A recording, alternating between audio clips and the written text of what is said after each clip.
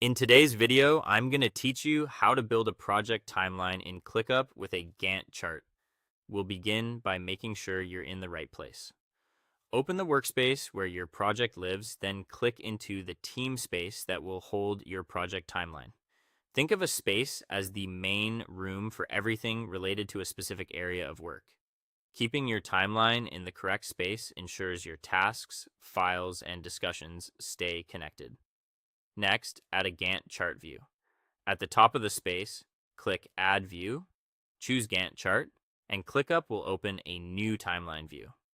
Here, tasks appear as horizontal bars stretching across the dates they occupy, which makes it easy to see what's happening and when.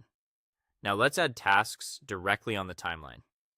In the Gantt view, click an empty spot on the date you want, like June 12. A new task pop-up will appear. Enter a clear task name such as Project Kickoff, Content Draft, or Client Review. Assign it to the right person, set a status, and include a short description or notes so context isn't lost.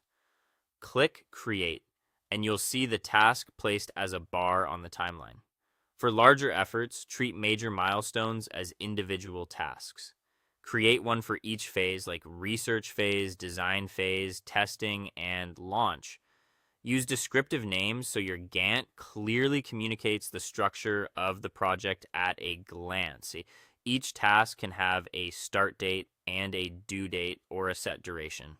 In the Gantt, you can drag a taskbar to shift its dates or resize it to make the work shorter or longer. This flexibility is perfect for adjusting plans as priorities change or new information arrives.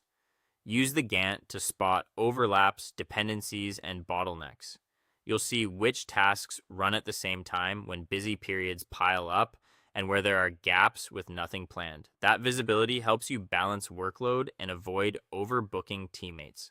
Treat your Gantt chart like a planning blueprint. Every task is a scheduled block of work, and the way tasks line up makes the sequence and relationships easy to explain.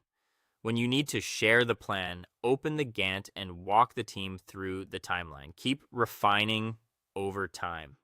If a task lands on the wrong date, drag it to the right spot. If durations are off, resize the bar and update the details.